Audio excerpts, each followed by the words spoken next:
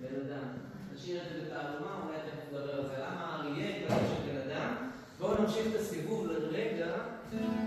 מה העניינים? חיכיתי לך.